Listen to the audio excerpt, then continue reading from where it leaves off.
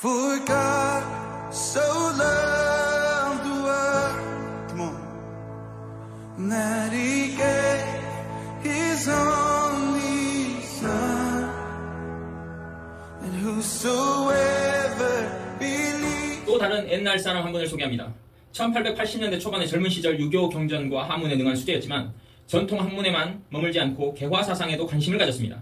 1883년 정부에서 파견한 수행원으로 미국을 방문했고요. 그래서 서구 문물과 민주주의 제도 등을 경험했습니다.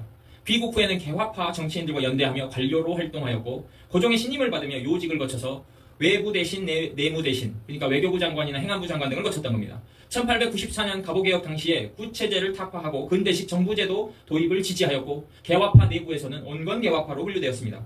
지금까지만 이야기를 들어보면 이분이 자신의 그 능력을 가지고 굉장한 수재였던 것 같은데 이분이 이 조선이라는 나라를 어떻게 서구 문물을 받아들여서 바람직하게 바꿀 수 있는가 고민했던 것 같아요. 그런데 1895년 명성황후 시해 이후 개화파가 몰락하게 되죠. 개화파는 서구 문물을 받아들이려고 했는데 그 다음에 대원군이 이렇게 정치를 좌지우지하면서 이 쇄국정책 문을 닫게 되잖아요. 거기에서 개화파가 몰락하고 러시아와 일본의 충돌 속에서 일본이 조선에서 우위를 점합니다. 그러니까 이 사람이 조선이 더 이상 독립을 유지하기 어렵다고 판단하고 일본에 협력하는 것이 실리적 생존 전략이자 생각하고 친일로 노선을 변경합니다. 훗날에 외부 대신으로 을사늑약 체결의 앞장선 을사오적의 대표적 인물이에요. 친일파의 대명사 누구입니까? 그렇습니다. 바로 이완용이라는 사람입니다. 이 사람이 을사늑약 이후 일본으로부터 훈장, 자귀, 토지와 재산을 받고 승승장구하게 돼요. 여러분 이 삶을 보면 처음에 이 이완용의 삶은 처음부터 친일파였던 건 아니에요. 개화 사상을 통해서 이 조선을 더 발전된 사회로, 나라로 바꾸려고 했던 사람인 것 같아요. 여러분 제가 열거한 사람들은 처음부터 친일파였고 처음부터 내란범이 아니었습니다. 바로 그들이 어느 순간에 선택의 순간마다 조금 더 자신의 생존 전략을 위해서 조금 더 자신의 권력욕이나 욕심, 탐심을 추구했던 거예요.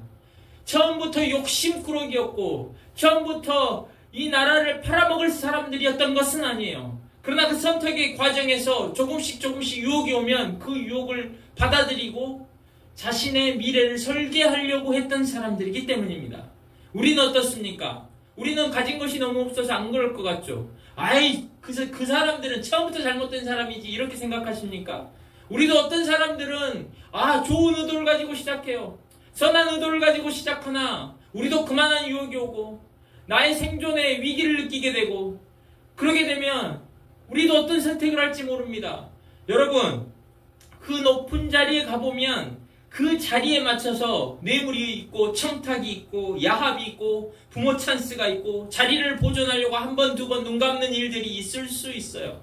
그러다 보면 어느새 나도 작은 선택들을 잘못해가는 것이죠. 묵인하고 동조하는 길을 걷게 되는 것입니다.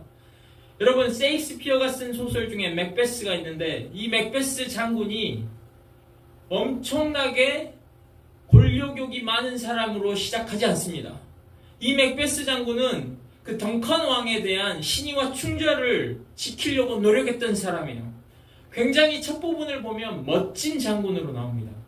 그런데 나중에는 그 아내가 계속해서 이 맥베스를 더 권력을 가지도록 옆에서 계속 부추깁니다. 그러니까 왕을 나중에는 암살하고 왕권을 찬탈하게 돼요. 그 멋진 장군 맥베스가 나중에는 그 권력의 눈이 뒤집혀가지고 미쳐가는 장면을 보여줘요.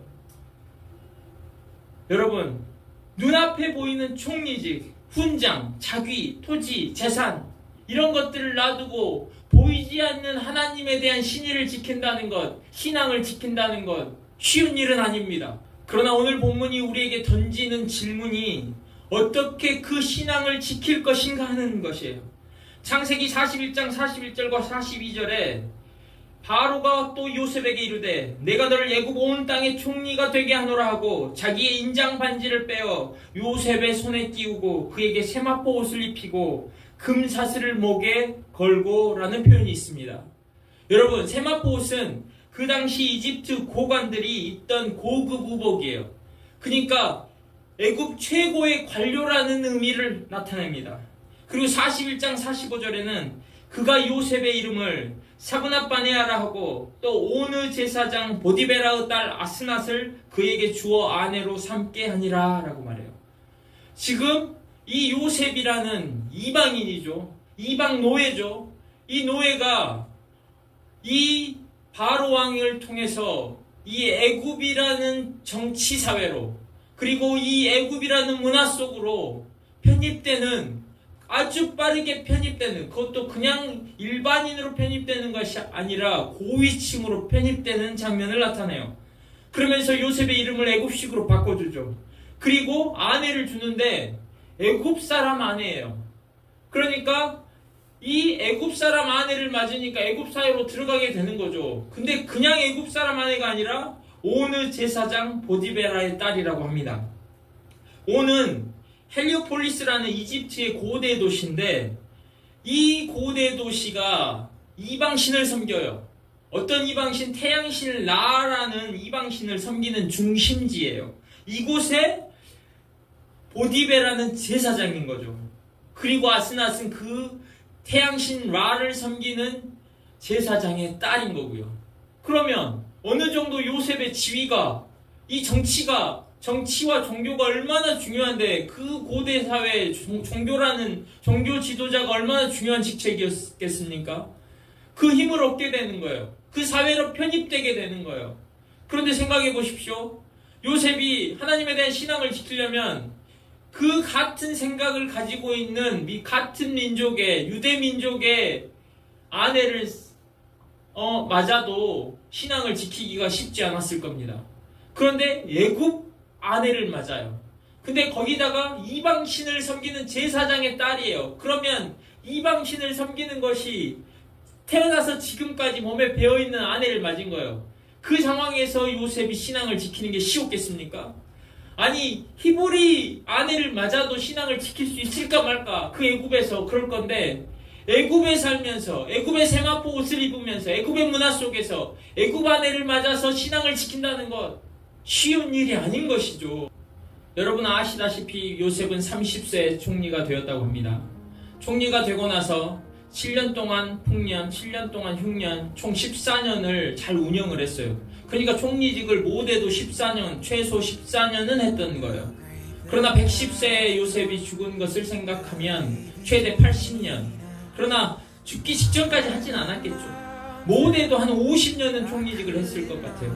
그럼 이 애굽이란 거대한 나라에서 50년 동안 총리직을 했다면 그동안 요셉이 이루어놓은 성과들, 그리고 가지게 된 많은 명성과 지위와 그리고 재산들이 얼마나 많았겠습니까?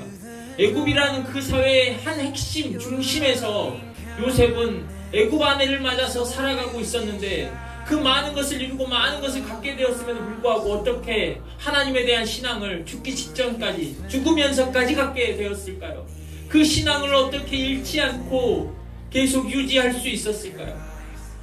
제가 여러 번 말씀드렸지만 요셉의 이야기가 창세기 37장부터 50장까지 38장을 제외하고 13장에 걸쳐서 있는데 굵직굵직한 요셉의 이야기들이 여기저기에 있습니다. 그 이야기들마다 요셉이 누구를 언급하겠습니까? 어떤 하나의 서사마다 결국에는 하나님을 언급해요. 번역본에 따라서 차이가 있긴 하지만 하나님을 직접적으로 언급하는 것이 15회에서 22회, 즉 큰 이야기 줄거리마다 그 하나님이 등장해요. 그리고 여호와라는 직접적인 또 언급은 8회 추가로 더 있습니다. 그러니까 요셉은 어떤 서사의 한 줄기마다 말끝마다 하나님을 언급했던 거예요. 우리는 말끝마다 돈 언급하고 살 때가 많은데 요셉은 그 하나님을 결국에는 언급했던 거예요. 39장 9절에 하나님께 범죄하리이까, 40장 8절에 해석은 하나님께 있지 아니하니까, 41장 16절에 하나님이 바로에게 평안한 대답을 하시리이다, 41장 32절에 하나님이 속히 행하시리니, 41장 39절에 하나님이 이 모든 것을 내게 보이셨으니, 42장 18절에 나는 하나님을 경외하노니, 50장으로 가서 50장 19절에 내가 하나님을 대신하리이까, 그 인생의 마지막 순간에도 내가 하나님을 어찌 대신하리이까, 50장 20절에 하나님은 그것을 선으로 바꾸사, 즉 요셉은 비록 애굽에 살면서 애굽의 옷을 입었어요. 애굽에 살면서 애굽의 음식을 먹었어요. 애굽의 언어를 사용했을 것이며 애굽의 아내와 함께 애굽 땅에서 가정을 꾸리고 살았습니다. 몸은 그의 모든 삶의 영역들은 다 애굽에서 이루어졌어요.